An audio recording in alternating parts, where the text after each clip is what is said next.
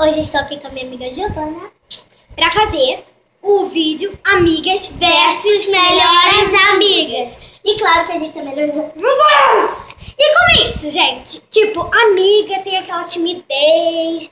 Começou no comecinho ainda. Melhor amiga já chega. Me dá comida. Olha só! Sai fora! Me dá comida já aí, olha. Já chega aí no tipo... Já chega tipo uma roqueira. Tipo... Oh, sai daí, mano! Tá, então se você quer assistir, é só continuar assistindo o vídeo. Amigas! Quer uma água? Não. Ai, amiga, bebe. Não quero. Ai, tá bom.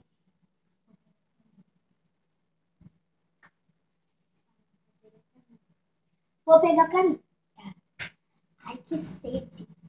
O que você falou? Nada, amiga. Bebe um pouquinho. Não quero. Ai, tá bom. Amigas. Ai, amiga, eu acabei de fazer um brigadeiro pra minha mãe. Ai, me dá aí. Pega ali a colher. Nossa, sabe da concessão. Dá um garfo, não tem colher.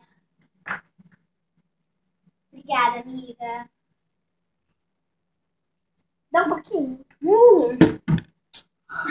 Nossa senhora. Muito bom. Muito bem. Vai. Ai, amiga, vamos lá no shopping.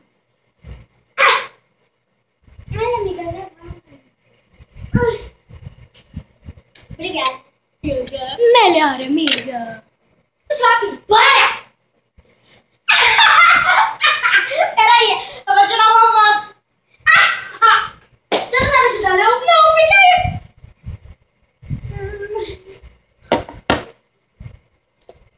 Amigas. Ai, amiga. Ai, que ligaram. Esses garotos não te merecem. Para de chorar, vai. Melhores amigas.